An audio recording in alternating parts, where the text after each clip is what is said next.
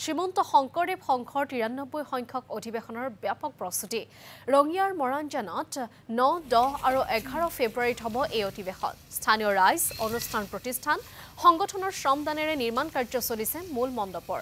শ্ৰীমন্ত শংকৰদেৱ সমন্বয় ক্ষেত্ৰত জাতি, বৰ্ণ, ধৰ্ম নিৰ্বিশেষে শ্ৰমদানেৰে সংঘৰ অধিৱেশন সাফল্যমণ্ডিত কৰি তুলিবৰ বাবে যৎপৰোনাস্তি চেষ্টা অব্যাহত ৰাখিছে সকলোৱে।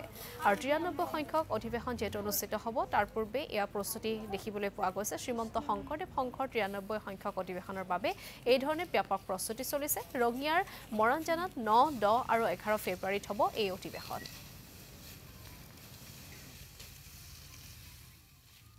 শ্ৰীমন্ত শংকৰদেৱ সংঘৰ ৯৩ সংখ্যক অধিৱেশনৰ স্থলী ভৈৰাৰ হাতীকলা পথাৰত আমি বৰশিল ৰাজহুৱা নামঘৰ সমিতি, বৰশিল জামে মছজিদ সমিতি আৰু বামুণগাঁও বাসুদেৱ নামঘৰ সমিতিৰ সমূহ সদস্য আৰু পুৰুষ মহিলা হিন্দু মুছলমান সকলোৱে আজি এই অধিৱেশনস্থলীত আমি সমবেত হৈছোঁ। আৰু আমাৰ উদ্দেশ্য হ'ল যে এই অহা ৯, ১০, ১১ ফেব্ৰুৱাৰীত যি অধিৱেশন অনুষ্ঠিত হ'ব তাৰ পূৰ্বে যিবিলাক প্ৰস্তুতিৰ কাম চলি আছে তাত আমি সহায় কৰা আৰু আমি শ্ৰমদান কাৰ্যসূচীৰ অংশ হিচাপে আমি ইয়াত